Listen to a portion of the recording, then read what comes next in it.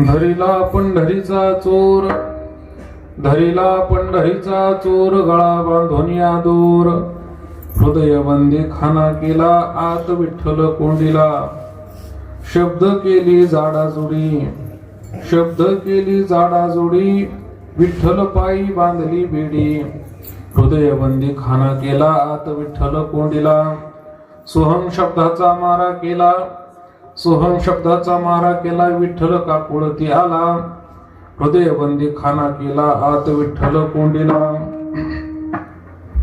जनी म्हणी बा विठ्ठला, जनी म्हणी बा विठ्ठला, जीवेन सोडी मी तुझला, हृदय बंदी खाना केला, आत विठ्ठल कोंडीला, विठाला विठाला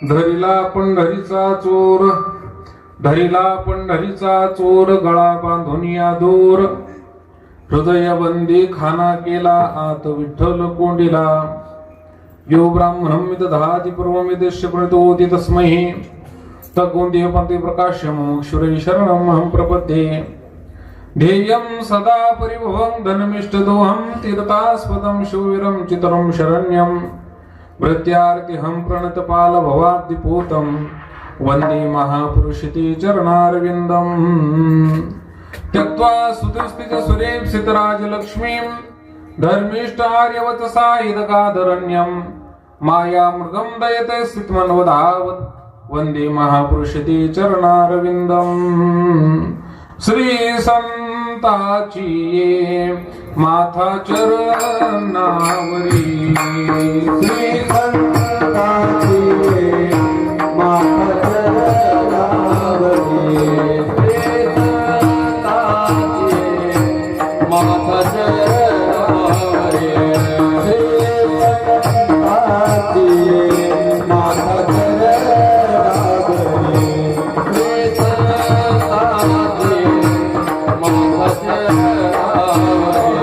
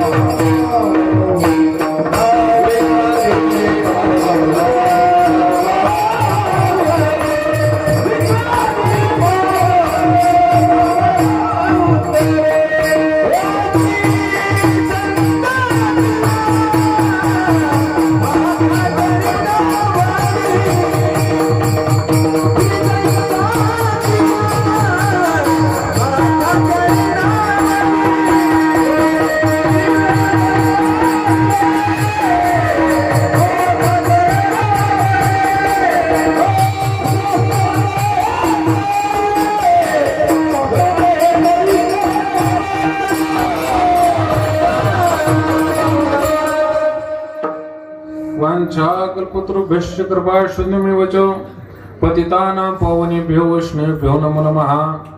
जयांचे केल्या स्मरण होई सकळ विद्यांचे अधिकरण तेची वंदो श्री चरण श्री गुरूंचे ते नमस्कारो नियाता.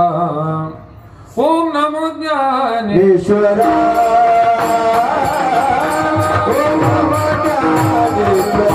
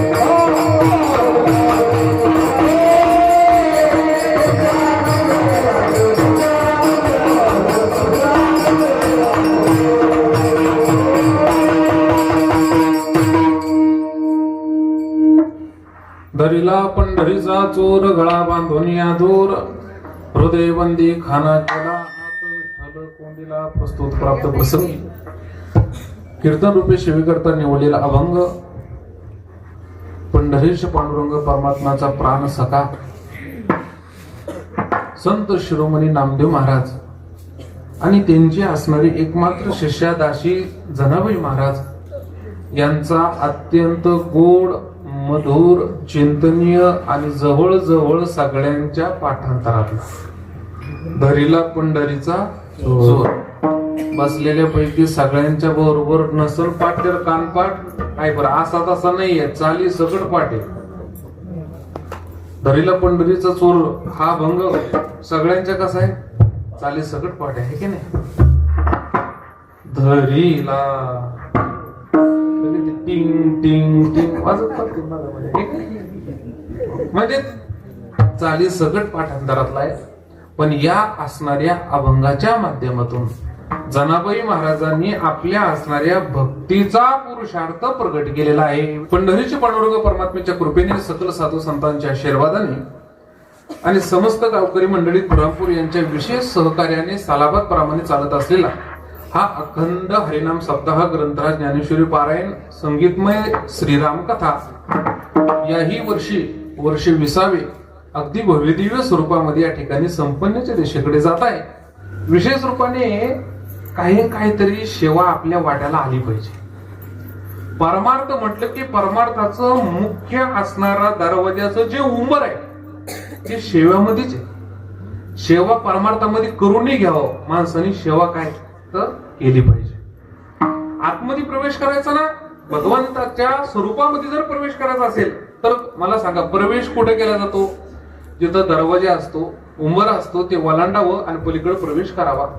तसं सेवा हाची दारवंटा ज्ञानोबरांनी स्पष्ट सांगितलेलं आहे की सेवा परमार्थामधली असणारी सेवा ही दारवंट म्हणजे उंबर आहे आणि ती ओलांडल्याशिवाय आतमध्ये प्रवेश नाही. आणि म्हणून ज्ञानामध्ये प्रवेश करायचा, कर्मामध्ये प्रवेश करायचा, भक्तीमध्ये प्रवेश करायचा तर सेवा हाची दारवंटा. म्हणून आपल्या वाटेला परमार्थामध्ये काहीतरी सेवा घेतली पाहिजे, सेवा केली पाहिजे. अभंग अत्यंत गोड आहे, अत्यंत भक्तीचा परिचय देणारा आणि भक्तीच्या पुरुषार्थाचा परिचय देणारा अभंग आहे. जनाबाई महाराज जे आहे ते जनाबाई महाराजांनी एका रूपकाच्या माध्यमातून आपला भक्तीचा पुरुषार्थ आपल्या समोर मांडलेला आहे. मग नेमकं काहू महाराज, जनाबाई महाराज ज्या अर्थी आम्हाला सांगतात, एका रूपकाच्या माध्यमातून भक्तीचा पुरुषार्थ या ठिकाणी सांगतात. नेमका ह्या असणाऱ्या जनाबाई महाराज नेमकं कोण आहे? ज्या वेळेस काही साधक मंडळी जनाबाई महाराजाकडे जाण्याचा प्रयत्न करू लागले, त्यावेळेस ज्याच्याकडे जायचंय त्या जनाबाई महाराज नेमका कोण आहे? तर विशेष रूपाने त्या जनाबाई महाराज, मला वाटतं गंगापूर तालुक्यामध्ये, गंगाखेड तालुक्यामध्ये एका धनगर कुळामध्ये जन्माला आलेली ही जनाबाई महाराज आहे. धनगर कुळ आहे. आपण म्हणतो ना की लेकराचे पाय कसे दिसतात, पाळण्यात दिसतात, तसे जनाबाई महाराजांना लहानपणापासून विठ्ठल भक्तीची खूप आवड. एवढी आवड की वारकरी पंढरपूरला निघाले तर आई वडिलांना परेशान करून सोडायचं की पंढरपूरला देवाच्या दर्शनाला चला, पंढरपूरला पांडुरंगाच्या दर्शनाला चला. आणि जनाबाई महाराजांनी हट्ट धरला. जनाबाई महाराज ते जनाबाई महाराज पंढरपुरामध्ये आलेले आहेत. आई वडील दोघांनी पंढरीनाथाचं दर्शन घेतलं आणि जनाबाई महाराजांनी देवाला पाहिलं. ऐका, देवाला पाहिल्याबरोबर त्या ठिकाणी महाराज जनाबाई महाराज ते जनाबाई महाराजांचं मन, चित्त, वृत्ती वगैरे सगळं काही देवाने हरण करून घेतलं. आणि जनाबाई महाराजांनी एकच निश्चय केला, चरण न सोडी सर्वथा. जनाबाई महाराजांच्या अंतःकरणात एकच निश्चय झाला की आता पंढरपुरापासून आता बाजूला जायचं नाही, पांडुरंगाचे चरण सोडून बाजूला जायचं नाही, पंढरपुराचा त्याग करायचा नाही. अंतःकरणामध्ये निश्चय केला, आता पंढरीश नाथापाशीच राहायचं, देवापाशीच राहायचं. जनाबाई महाराज तिथं गेल्या आणि पांडुरंग पाहिल्याबरोबर आपलं सर्वस्व देवाला अर्पण केलं. काय भाव असं नव अंतःकरणातला. आपण पण पंढरपूरला जातो, 5-5 तास बारीमध्ये उभा राहतो. अहो पाणी घ्या, काहीतरी बिस्कुट वगैरे खा. नाही नाही नाही, विठ्ठल विठ्ठल विठ्ठल विठ्ठल विठ्ठल विठ्ठल. त्याला पाहिल्यानंतर असं वाटतंय की बस आता देव याच्या समोर याचा प्रगट होणार. आणि महाराज दर्शन घेतो ना असा खुश होतो, इतका खुश होतो. कशामुळं? दर्शन झाल्यामुळं खुश होतो. पण आता दुसरं त्याच्या डोळे पुढे येतं, पांडुरंगाला बाजूला ना, आता पुढे जायचं धाकाच म्हणतो घरी. त्याला विचारलं ना, का हो पंढरपुरामध्ये नाही थांबायचा तो, आता दर्शन झालं ना, आता काय राहिलं म्हणतो पुढं पंढरपुरा, आता काय राहिलं म्हणतो पंढरपुरामध्ये. ही आपली मनस्थिती आहे, ही आपला मनाचा भाव आहे. अर्थात त्या ठिकाणी आपल्याला म्हणावं तेवढा भाव उत्पन्न अजून झाला नाही. जनाबाई महाराजांनी निश्चय केला. जनाबाई महाराज हे नामदेव महाराजांच्या काय झाल्या, शिष्या झाल्या पहिला. आणि नंतर घरातले सगळे कामं करायचे. म्हणजे मग काय झालं तर दास्यत्व त्या ठिकाणी स्वीकारलं. नामदेव महाराजांच्या घरी माणसं किती? 14 माणसं नामदेव महाराजांच्या घरी. आणि जनाबाई महाराज दास्यत्व स्वीकारू लागले. आता 14 जणांचं सगळं काम जनाबाई महाराज जेवढं जातील तेवढं करायचं. ऐका, जनाबाई महाराजांचा असणार त्या ठिकाणी सगळा दिवस जो आहे तो कामामध्ये द्यायचं. मग त्या ठिकाणी असणारं दळणं म्हणा, सारून म्हणा, पोत्रा मारणं म्हणा, कपडे धुणं म्हणा, सगळे कामं जनाबाई महाराज करायच्या. आता एवढे कामं करीत असताना जनाबाई महाराज स्वतःच्या शरीराकडे लक्ष द्यायला काय नाही उरला, टाइम नाही उरला. असा प्रसंग आहे नामदेव महाराजांच्या गाथ्यामध्ये की जनाबाई महाराजांचं देहाकडे लक्ष नाहीये. सगळं असणारं जेवढे काही वेळ आहे हा सगळं संत सेवेमध्ये नामदेव महाराजांच्या घरी जनाबाई महाराज घालू लागल्या.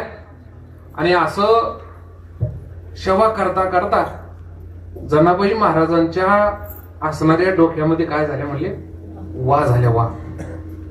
जनाबाई महाराज दिवसभर कामाकडे त्या ठिकाणी लक्ष देत नव्हत्या आणि रात्रीच्याला मात्र डोकं काय करायच्या, खाजवायच्या. बघा तुम्ही, आता वा ज्या असतात ना डोक्यामध्ये झालेल्या, दिवसभर काहीच नाही आणि रात्रीच्याला काय करतात मग डोक्यामध्ये बोलत असतात, खाजू वगैरे त्या ठिकाणी काय होते, येत असते. म्हणजे दिवसा वा झोपतात आणि रात्रीच्याला वळवळ करतात. कोण? वा.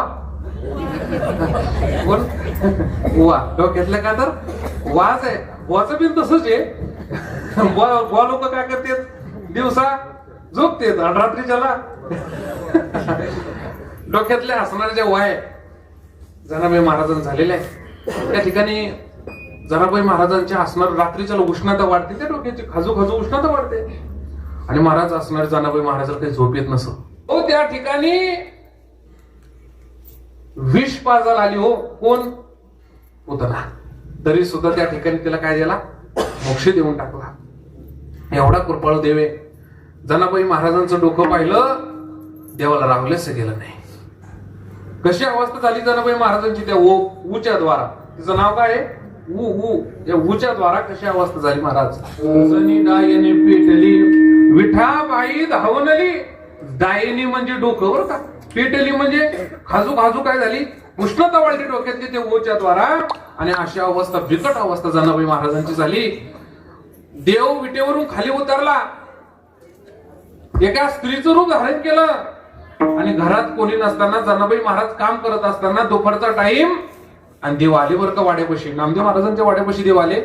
आणि देव आल्यानंतर देवानी जनाबाईला पाहिलं, विचारलं, जनी आता काम करू करू तुझं काही लक्ष आहे का नाही शरीरावर, कसं डोकं केलं म्हणले. जनाबाई महाराजांनी पहिलं विचारलं, म्हणले मावशी तुम्हाला तर काही ओळखलं नाही. म्हणली मी कोण आहे ती सोडून आधी बाईच म्हणली. तर जनाबाई महाराजाला बळच बरशिलं, गरम पाणी केलं, त्याच्यामध्ये लिंबाचा पाला टाकला आणि लिंबाचा पाला टाकून ते पाणी लिंबाच्या पालाने अत्यंत कडूसर केलं. आणि नंतर ते गरम पाणी जनाबाई महाराजांच्या डोक्यावर वतून ते असणाऱ्या जे केस एकमेकाला जे चिटकलेले होते, ऊच्या द्वारा असणारे त्या ठिकाणी घासलेले होते, सगळं डोकं अत्यंत मोकळं करायला सुरुवात कोणी केली, देवाने केली. आता कडू पाण्याने लिंबाच्या पाल्याने जे होते कडू पाण्याने काही मेल्यात, काही खाली पडल्यात, डोकं कोल्ड केलं. आता अर्ध्या त्यांनी गेल्या आणि मग राहिलेल्या फणी देवाने काय घेतली, फणी घेतली.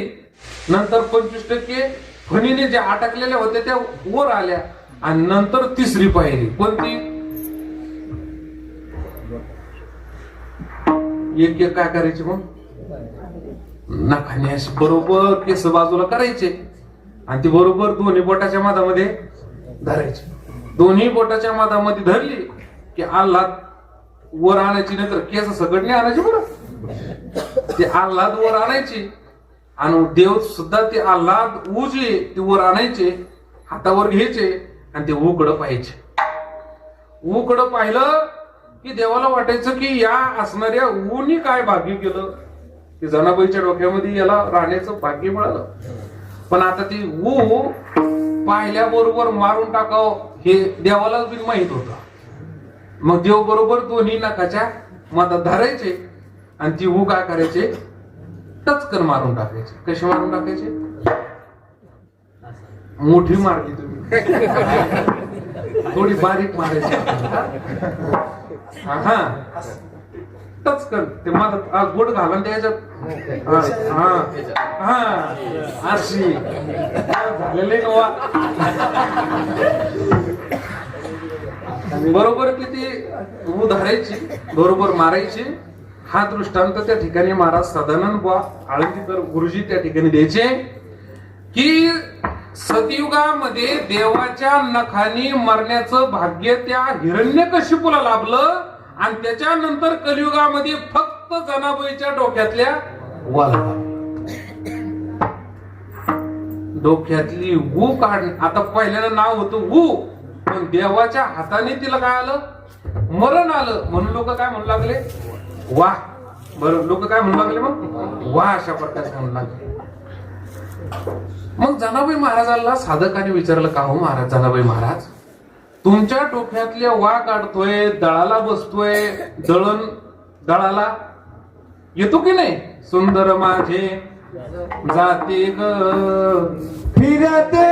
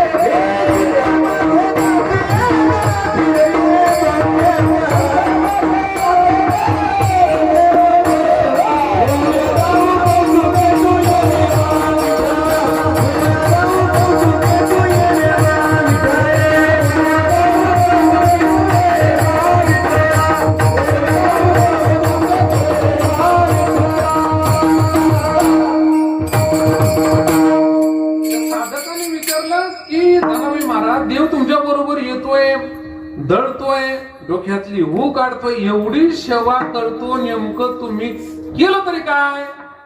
मग जनाबाई महाराज अभंगाच्या प्रथम जनाबाई महाराज म्हणतात त्या ठिकाणी हे सर्व काम जर करीत असेल तर मी त्या चोराला काय केलं?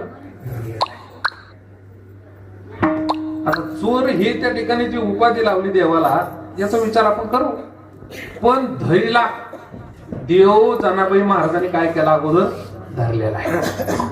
जनाबाई महाराजांनी देव धरलेला आहे. मग का हो जनाबाई महाराज देव धरावा लागतो का? म्हणजे मग देव धरल्याशिवाय पर्याय का? आता मला त्या ठिकाणी थोडंस आपण चिंतन करू. बसलेली मंडळी, खरं सांगा, तुम्हाला मारायचं का? नाही मारायचं? मोठ घ्या तर कोळी करायचो. मारायचं का? नाही मारायचं? मारायचंय.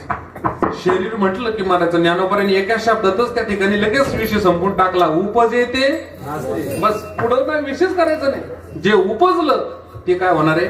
नाश होणार आहे. मग शरीर काय उपजलेलं आहे, त्याच्यामुळे त्याचा काय नाश आहे.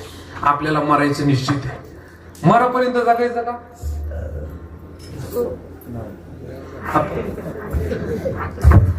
मरापर्यंत जगायचं नाही.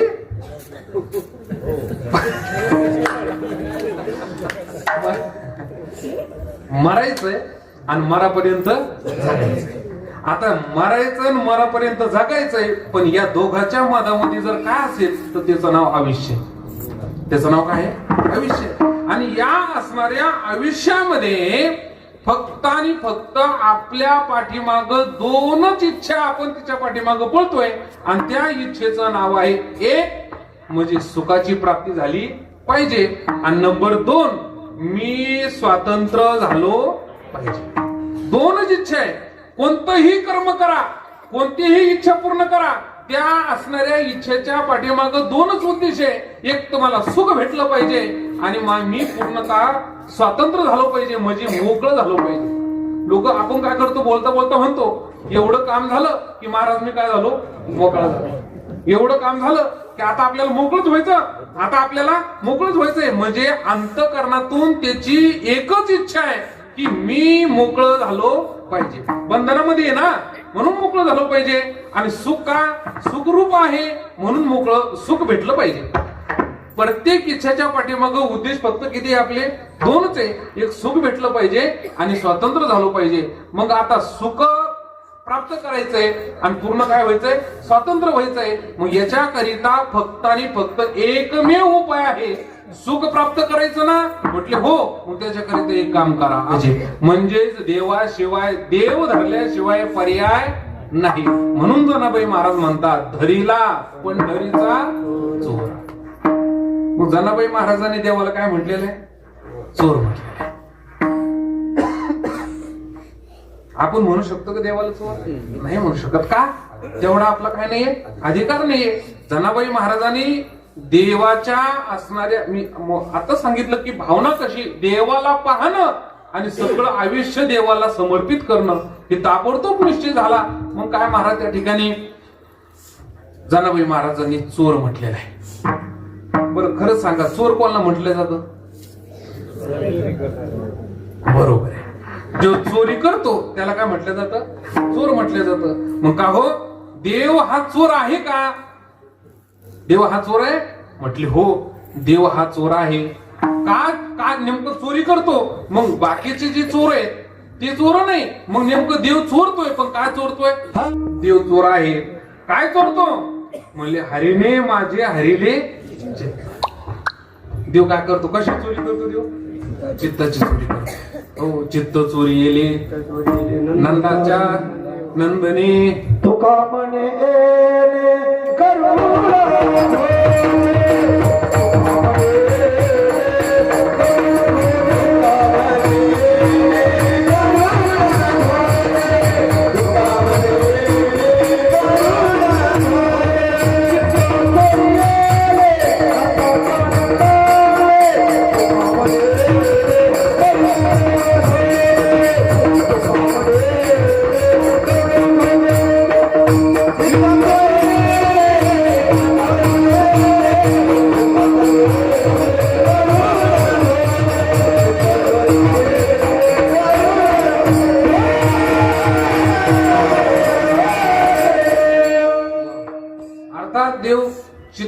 चोरतोय महाराज. काय झालं? त्या गोपिकानं तिच्या सुनबाईला सांगितलं. हे बघ म्हणले सुनबाई, माझ्या घरामध्ये नियमाचं तंतोतंत काय करायचं? पालन करायचं. सौभाग्याचे सर्व अलंकार शरीरावर धारण करायचे. डोक्यावरचा पदर खाली पडू द्यायचा नाही. कंपाळाला पूर्णतः कुंकू लावायचं आणि झाडूवर, उखळावर, उमरेवर अजिबात पाय पडू द्यायचा नाही. आणि संध्याकाळच्या टायमाला दारात उभं राहायचं नाही. असं सासून ठण केलं. कोणाला? सुनबाईला. दृष्टांतात ते सांगू राहिलं, खरं असं काही होत नाही आता. अर्थात त्या ठिकाणी असणाऱ्या सुनबाईने ऐकून घेतलं जी जी केलेलं आहे. आणि ती गोपिका जी आहे, ती सासू नावाची गोपिका जी आहे, ती गवळण संध्याकाळ झाली की दारात उभी राहायची. संध्याकाळ झाली की दारात उभी राहायची. मग सुनबाईला प्रश्न पडला की सासूबाई मला काय म्हणते? संध्याकाळ झाली की घरात वय, दारात उभं राहायचं नाही. आणि संध्याकाळ झाली की सासू कुठे जाऊन बसते? म्हणले दारात जाऊन बसते. सुनबाईला मनात प्रश्न पडला आणि सुनबाईची शेजारची हळूहळू काय झाली? ओळख झाली. आता ओळख झाल्यानंतर मग त्या ठिकाणी सुनबाईने शेजारीला विचारलं, म्हणले आत्याबाई, माझी सासू जी ती माझी सासू मला म्हणते की संध्याकाळ झाली की घरामध्ये हो, बाहेर उभं राहायचं नाही. आणि संध्याकाळ झाली की माझी सासू दारामध्ये उभी राहते. असं कोणाला सांगितलं? शेजारचीला सांगितलं. मग आता चांगलं चाललेलं अजून चांगलं चालावं हे शेजारच्याला चांगलंच देत होतं आहे का? शेजारीने सांगितलं, माझं ऐक. म्हणले का? तुझी सासू ही संध्याकाळ झाल्याबरोबर दरवाजा पुढं का उभी राहते हे जर तुला पाहायचं असेल, तू आतल्या पायरीनं वर गच्चीवर जा आणि तू गच्चीवरून पाय की नेमकं तुझी सासू काय पाहते. असं कोणी सांगितलं? शेजारचीने सांगितलं. सुनबाईची ती सुनबाई संध्याकाळची वाट पाहत होती. संध्याकाळ झाली. ठरल्याप्रमाणे सासूबाई दारापुढं गेली आणि इकडं सुनबाई जी ती पायऱ्याच्या द्वारा गच्चीवर गेली. आणि संध्याकाळी मग काय, सगळ्या गायी घेऊन देव त्या गल्लीतून काय करत होते? जात होते. आणि गल्लीतून जात असताना हे पाहिलं कोणी? तर सुनबाईनी. सुनबाईनं पाहिल्याबरोबर त्या ठिकाणी सुनबाई खाली आली आणि सासूबाई घरामध्ये आली. आणि सासूबाईने सांगितलं, सुनबाई ठेव बर चहा. सुनबाईने चहा ठेवला, पण साखरेच्या ऐवजी मीठ टाकलं. त्याच्यानंतर त्या ठिकाणी मिठाच्या ऐवजी साखर टाकली. सगळं असणार चित्त आता कोणाला देऊन टाकलं? कृष्णाला देऊन टाकलं. सासूच्या लक्षात आलं की संध्याकाळचं असणार जे औषध मी आतापर्यंत घेत होते, आज कोणी घेतलं? सुनबाईने घेतलं. कारण की एकदा त्याला पाहिलं की तो कोणाचं चित्त जागेवर ठेवत नाही, तो ताबडतोब चित्त चोरतो. हरीने माझे हरीने चित्त. एवढा तो कसा आहे? तर त्या ठिकाणी चोर आहे. चोर असा तसा नाहीये, तो डायरेक्ट चित्त चोरतो. एकदा चित्त चोरलं की मग काय अवस्था काय होती? आता कैशी जाऊ घरा. 4-5 चोर चालले होते गल्ली ना शहरामध्ये. आणि त्यांनी पाहिलं एक गारुड्याचा खेळ चालला होता. आणि त्या गारुड्याच्या खेळामध्ये त्या ठिकाणी महाराज काय झालं की तो जो मुलगा होता ना, तो असा 10-10 फूट उडी मारायचा. 10-10 फूट काय करायचा? उडी मारायचा. चोराने त्या पोराला पाहिला, त्याला बाजूला नेलं. काय दिवसभर उड्या मारतो? म्हटले हो. किती पैसे भेटतात? म्हणले काय 50-100 रुपये भेटतात म्हणले. चोराने सांगितलं, आजपासून तो आता आमच्यासाठी उडी मारायची. किती ते सांग? म्हणजे 500 रुपये दिवस नाही, रात्र. 500 रुपये काय? रात्र. याला वाटलं दिवसभर उड्या मारले तर 5-50 रुपये भेटते. आणि इकडं एका रात्रीचे 500 रुपये. म्हणजे ठीक आहे. आणि गेला महाराज तो चोराबरोबर. चोराला वाटलं की आता ही गिरेक म्हणजे आपल्या टोळीत आला म्हणजे आता चोरी करणं का झाली? सोपी झाली. कारण की एक उडी मारली आपल्याला चराट हे ते टाकून काहीतरी सारा घेऊन आतमध्ये जात होतं. आता ही उडी मारली की घरात, उडी मारली की बाहेर.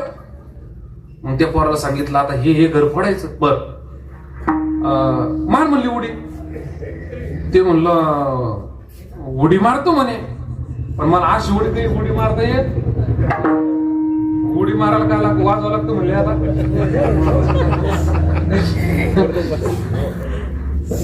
डबडा ते ढोलकं वाजल्याशिवाय मला काही उडी मारता येत. सुरू म्हणले आता अवघडच झालं म्हणे. पण त्याच्या कानामध्ये ते कसंच असतं ना, ते काय हेडफोन, हा ते कानात फसच गेलं आणि त्याच्या डबड्यातून आवाज. त्याला म्हणले आता ह्यो आवाज ऐक आणि उडी मार म्हणे. त्याने तो आवाज ऐकला, उडी मारली, घरात गेला. घरात गेल्यानंतर मग तो खालच्याला विचारायचा आता काय करू. मग खालचे चोर काय म्हणायचे, जड जड टाक म्हणले, जड जड. काय टाक म्हणले, जड जड टाक, जड जड. याने इकडं तिकडं पाहिलं, पाटा दिसला. उचलला पाटा, टाकला खाली. बरं झालं ते खालच्या मुडक्यात नाही पडला. तो खालच्या बाजू झाला, अरे हे जड जड नाही म्हणे, पांढरं पांढरं टाक म्हणले. पांढरं पांढरं म्हणजे चांदीचं काही वस्तू हसन, भांडे वगैरे ते टाक म्हणजे. यांनी इकडं तिकडं पाहिलं, पिठाचा डबा दिसला. पिठाचा डबा टाकला खाली. हे पांढरं पांढरं नाही, काहीतरी पिवळं पिवळं टाक. आता याने इकडं तिकडं पाहिलं, महाराज पिवळं काही सापडलं नाहीच. त्या घरात लहान लेकरं होतं, जाऊ द्या. आता असा चोर जर असला तर चोरी होईल का. त्याला कसा असला पाहिजे, चतुर असला पाहिजे. मग का हो, देवाला तर चोर म्हटलं, मग चोर हा चतुरामध्ये म्हणले निसता चतुर नाही, चतुरा तो शिरोमध्ये. चतुराचा सरदार आहे. बर दुसरं लक्षण आहे चोराचं, बरं का. काय लक्षण आहे, चोर हा दयावान नसला पाहिजे. चोराच्या अंतःकरणात काय नसलं पाहिजे, दया नसली पाहिजे. चोर गेला, घरात गेल्यानंतर तसं समजा आता चोरी वगैरे केली आणि तेवढ्यात जर म्हाताऱ्याला जाग आली आणि म्हाताऱ्याने विचारलं कोण आहे बापा, लगेच चोर तिथं बसला. अमुक अमुक गावाचा आहे बाबा मी. आणि तुम्हाला कोणत्या गोळ्या चालू आहे, बीपी आहे का, शुगर आहे का. अशा गप्पा चोरांनी मारायच्या नाही. हाताला धरलं की झटका मारणं आणि बळ काढणं. हो, दुसरं लक्षण आहे बरं का.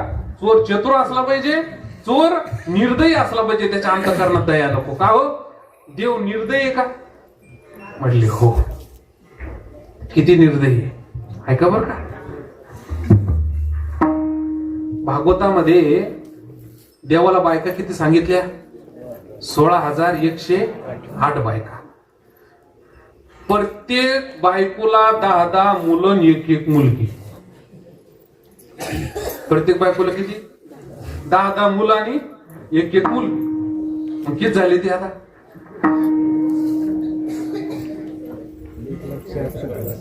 1,76,000 नाही, 87,000 असं काहीतरी आकडा तो जातो. जाऊ दे, ते नंतर पोहा आपण. आता 2.25 लाख घरा समजा अंदाज. एवढे पोर स्वतःचे बरं काय, आणि बाकीचे मग त्या ठिकाणी सगळं कुळ वगैरे गणित हे कितपर्यंत जातं, 56 कोटी किंवा 56 करोड पर्यंत जातं.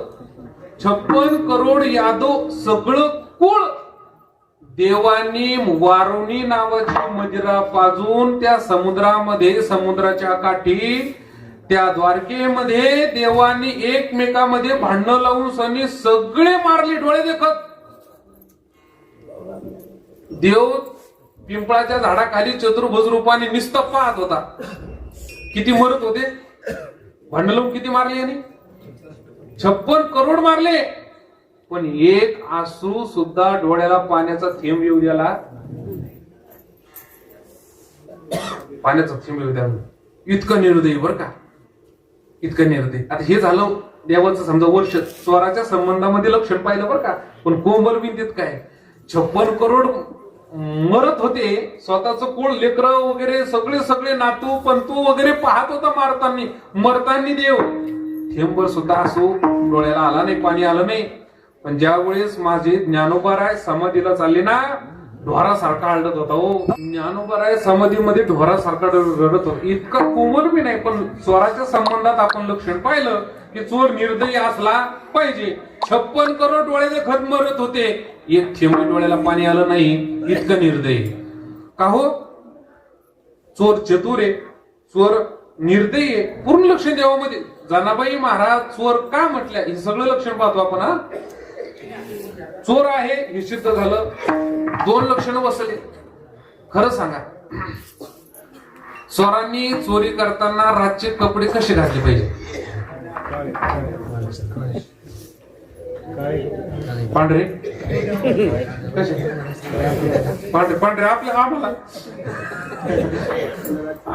तेच मावस भाऊ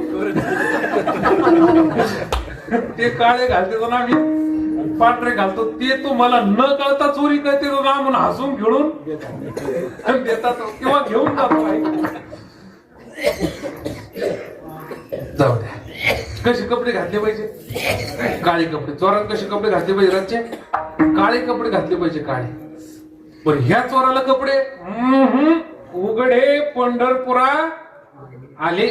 कसा आला म्हणले? हो, उघडा. कसा आला म्हणले? उघडा. त्या ठिकाणी पंढरपूरला आला, कपडेच नाही घातले म्हणजे उघडा आला. म्हणजे त्या ठिकाणी तिसरं लक्षण चोरामधलं बसलं. चोर चोरी करतो ना, तर गावातून वशिला असल्याशिवाय चोराला चोर गावात येत नाही. गावात वशिला असल्याशिवाय चोर चोरी करतो का? नाही. गावातून फोन जातो, हॅलो, हा बघ, अमुक अमुक गल्ली, अमुक अमुक घर, आणि आज त्या घरातली सोयाबीन मोड्याला गेली. आज चांगला माल त्या घरात सापडत. हे सगळं गावातून वशिला लागतो. 25%, 30% ते बरोबर तिकडं परासर होतं. म्हणजे वशिला शिवाय चोरी होत.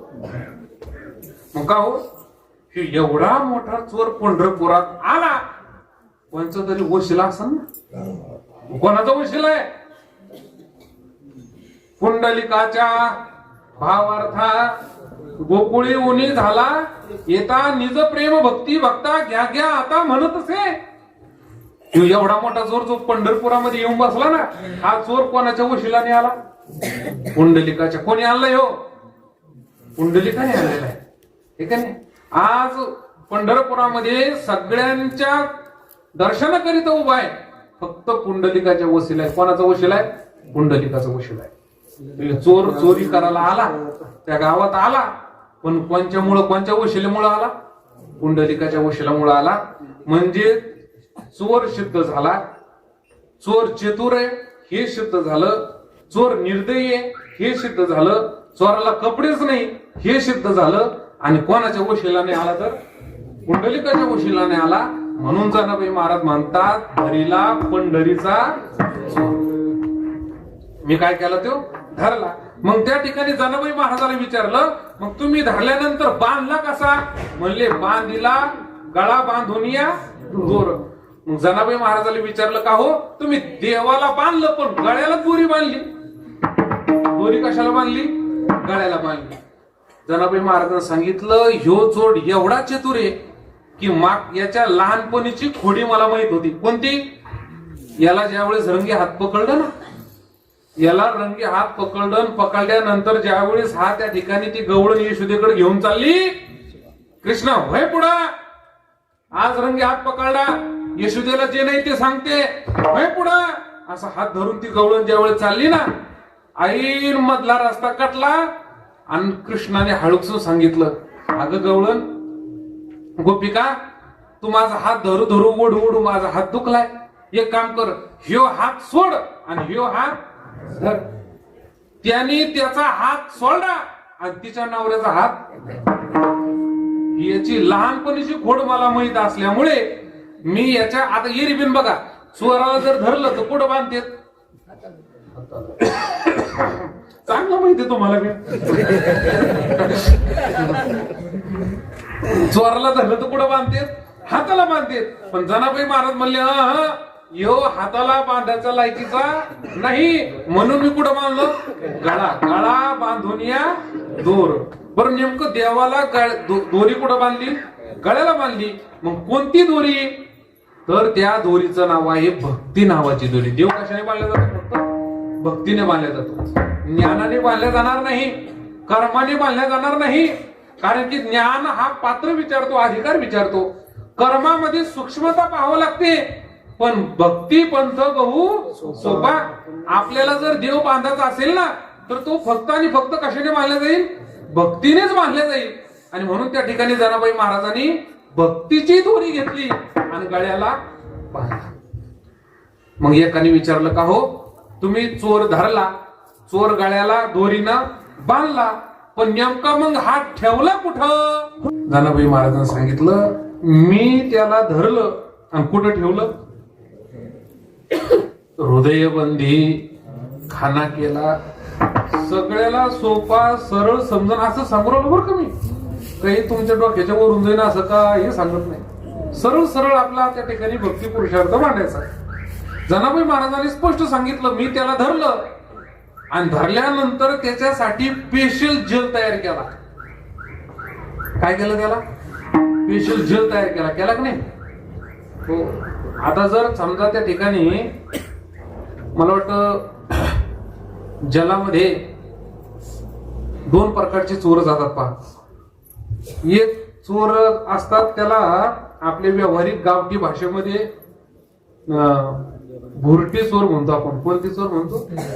भुरटी चोर. कीर्तनातली चप्पल चोरून येईल, बाहेर घातलेले वाळू घातलेले कपडे चोरून येईल, शेतातून हरभर चोरून येईल. ही कोणती चोर आहे? भुरटी चोर आहे. आणि हे जर कदाचित पकडले, आरोपी झाले, तर याला सगळ्याला एकाच जलामध्ये टाकतात. पण मोठा चोर जर पकडला तर आतमध्ये जेवढे येतात हे सगळे कुठं काढावं लागते? बाहेर काढावं लागते. आणि या खल्याला ते स्पेशल जेल खाली करून या खल्यासाठी ते जेल स्पेशल तयार करावं लागतं. हो, हे भुरटे चोर चट बाहेर काढावं लागते. स्पेशल आता माग कसा पकडला होता त्यासाठी स्पेशल कारागृह, स्पेशल सगळी सुरक्षा स्पेशल. लहान होतात ते, मोठा आतंकवादी होता. तसा चोर मोठा पकडला की त्याला जेल सुद्धा कसं आहे? स्पेशल जेल आहे. हो. आणि मग बाकीचे सगळे एकाच जेलामध्ये. तसं ह्यो मोठा चोर एकदा या असणाऱ्या हृदयरूपी कारागृहामध्ये आला की भुरटेचे चोर लपलेले. मोठा चोर आला की जेल खाली करावा लागतो. काम, क्रोध हे सगळे भुरटे चोर आहे बरं का. हे थोडेसे कच येतात पण कलून जातात. पण या सगळ्या चोराला जर पळून लावायचा असेल तर ह्यो चोर पकडावा लागेल आणि याला आतमध्ये आणावा लागेल. तुका म्हणे देह भरिला विठ्ठले, काम क्रोध केले घर रीते, हे लगेच पळून जातात. हो. पण तो चोर आणावा लागेल. जनाबाई महाराज म्हणतात, तो आणला आणि आणल्यानंतर ठेवला कुठं? हृदयबंदी खाना केला. हो, हृदयबंदी खाना केला. स्पेशल जेल तयार केलं. मोठ्या चोराला स्पेशल जेल असं. हो, जे गेले त्याला माहित असेल कदाचित. तुम्हाला अनुभव नाही पडला? अनुभव असेल तर सांगा ना. हा, अनुभव असला तर सांगणार कोण. स्पेशल जेल लागतो बरं का. पळत गेले आणि देवाने सांगितलं, सावतोबा अरे माझ्या माग चोर लागले म्हणे. सावता महाराजांनी सांगितलं, सगळ्यात मोठा चोर तर तू, आणि तुझ्या माग कोणते चोर लागले म्हणे? नाही म्हणले जे माझ्या पैसे तेच चोर लागलेत म्हणले. मला कुठेतरी लपव. मग सावता महाराज म्हणले, आपल्या केळीचा बगीचा आहे, जा म्हणले तिथं जाऊन लप. नाही म्हणले, केळीचा बगीचा जरा तू तक तिथं दिसत म्हणले सावतोबा मी. म्हणले मग ऊसात जाऊन लप. ऊस कसा आहे? दाट आहे. देवा ऊसात जाऊन लप. देवाने सांगितलं ऊसात अजिबात नाही, बिबटे सुटलेत म्हणले ऊसात. आज काय ऊसामध्ये कोण आहे? बिबटेत म्हणले, मी ऊसात जाणार नाही. पण अशी जागा काहीतरी तयार कर की मी दिसता कामा नाही. 7वी लहरीची हिरून तरी किंवा साठविला दाता त्रिलोक्याचा, धन्य त्याची माता, धन्य त्याचा पिता, साठविला दाता त्रिलोक्याचा. असं महाराज देवाला राहण्याकरिता एकमेव असणार ठिकाण जर कोणतं आहे तर ते हृदय. या हृदयामध्ये देवाला ठेवलं जातं, या हृदयामध्ये तो त्या ठिकाणी एकमेव घर त्याचं आहे. म्हणून जनाबाई महाराज म्हणतात हृदयबंदी खाना केला आणि आत विठ्ठल कोंडीला. त्याला त्या ठिकाणी त्या हृदयरूपी जलामध्ये मी टाकलं. पण का हो, असे बिन चोर आहेत म्हटले. त्याचं काही चोराचं पेपरला बातमीला आपण त्या ठिकाणी ऐकतो की ते जलामधून सुद्धा काय करतात, पळून जातात. जनाबाई महाराज म्हणले हा तो जलामध्ये तर टाकला पण जलामध्ये टाकल्यानंतर सुद्धा त्याला मी काय लावली, बेडी लावली. शब्द केली जाडा जोडी. जनाबाई महाराज म्हणतात या असणाऱ्या शब्दाच्या द्वारा मी अशी बेडी तयार केली. म्हणजे शब्दाला शब्द काय केले मी जोडले आणि शब्दाला शब्द आम्ही जोडले. बरं, बेडी म्हणजे साखळदंड आपण म्हणतो की नाही. मग साखळदंड कसा तयार होतो, बरोबर ते साखळीला साखळी काय करतात आपण जोडतो आणि जोडल्यानंतर तो साखळदंड तयार होतो. तसं त्या ठिकाणी त्याला साखळदंडांना बांधलं. विठ्ठल पायी बांधली बेडी म्हणजे बेड्या. हे बघा, जलामध्ये तर टाकला पण असा मोकळा नाही टाकला. कारण की जनाबाई महाराज माहितीये ह्यो मोठा चोर आहे, ह्यो जलातून सुद्धा काय होऊ शकतो, फरार होऊ शकतो, जाऊ शकतो. मग जलामध्ये टाकला बिन त्याच्यानंतर सुद्धा काय केलं, बेडी टाकली. वसुदेव आणि देवकी यांना जलात टाकलं की नाही, पण तरी सुद्धा त्यांना काय होत्या, बेड्या होत्या. तसं देवाला जलात टाकलं जनाबाई महाराजांनी, पण बेडी टाकली जलामध्ये बिन. कोणती बेडी, तर शब्दाला शब्द. कोणती संतांनी शब्दाला शब्द तयार करून साखळी केली, तर आपल्या वारकरी संप्रदायामध्ये त्याला बांधण्याकरिता एकमेव बेडी कोणता, रामकृष्ण हरी विठ्ठल केशवा मंत्र हा जपावा सर्व काळ. म्हणजे आपल्या संत मंडळींनी कोणती बेडी तयार केली, रामकृष्ण हरीची. म्हणजे आपला जो महामंत्र आहे या मंत्राची ही बेडी आहे की देवाला बांधण्याकरिता फक्त तीच बेडी आहे. बाकी देव कशाने बांधता येणार नाही. रामकृष्ण हरी जय जय रामकृष्ण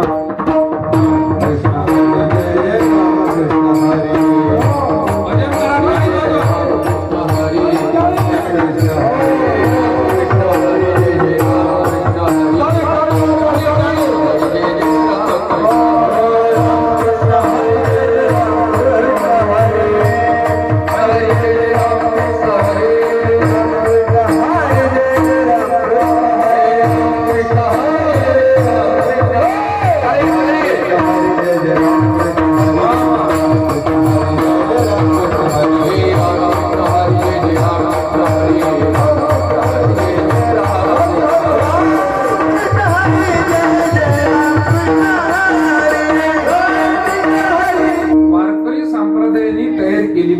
देवाला बांधण्याकरिता रामकृष्ण हरी जय जय रामकृष्ण हरी. निंबार्क संप्रदायाने तयार केलेली बेडी राधे कृष्ण कृष्ण कृष्ण राधे राधे राधे श्याम श्याम श्याम राधे राधे. इस्कॉन म्हणजे चैतन्य संप्रदाय जो आहे ना, त्यांनी तयारी केलेली बेडी हरे रामा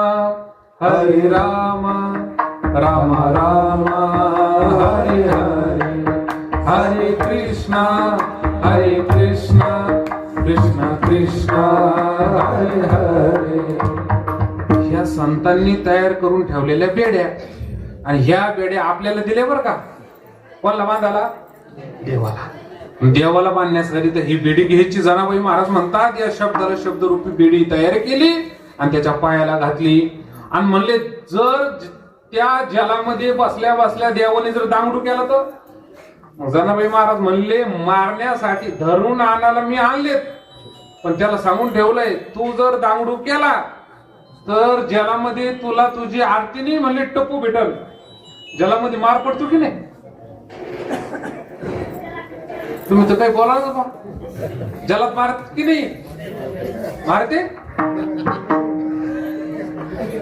मारते नाही का. जलामध्ये त्या ठिकाणी मारतात. जनाबाई महाराजांनी सांगितलं हे बघ देवा, इथं बसला ना मुकड्या बैस, जर दांगडू केला सोहम शब्दाचा मारा केला. हो, सोहम म्हणजे काय, अरे देवा त्या ठिकाणी तुला परत निर्गुणामध्ये घालू का? संत देवाला धमकी देतात. संतांकडे सगळ्यात मोठं शस्त्र आहे धमकी. देवाला धमकी देतात, देवा तुला निर्गुणात घालू, निर्गुणात घालू. देव म्हटला नको नको नको, हे सगळं सोडून मी तुमच्या बरोबर कशासाठी आलेलो आहे? या सुखाकारणे देव वेडावला, वैकुंठ सोडून संत सजनी राहिला. कशाकरिता? फक्त भक्तीचा प्रेमरच सेवन करण्याकरिता. मला तो निर्गुणात आनंद भेटणार नाही. सोहम शब्दाचा मारा केला. जनाबाई महाराज म्हणतात सोहम म्हणजे निर्गुणात तुला घालू का, निर्गुणात तुला घालू का? मग काय? विठ्ठल काकुळती आला. देव काय केलं? काकुळती आला. काकुळती आला म्हणजेच देवाला त्या ठिकाणी रडू आलं, चेहरा पडला. त्या नियमामध्ये देव भारी बर का. जेव्हा यशोदेनं पकडलं आणि उखळाला बांधलं, उखळाला बांधल्याबरोबर त्या ठिकाणी महाराज गवळणी आल्या की देव रडायची, आणि गवळणी गेल्या की ओरडोट्याची व्हिडिओ पाहत बसायची मोबाईल मध्ये. म्हणजे देव जो आहे ते देव लगेच त्या ठिकाणी चेहरा बाधित केला. आणि मग जनाबाई महाराज संत काही सहन करेल, पण देवाचा चेहरा पडलेला सहन करणार,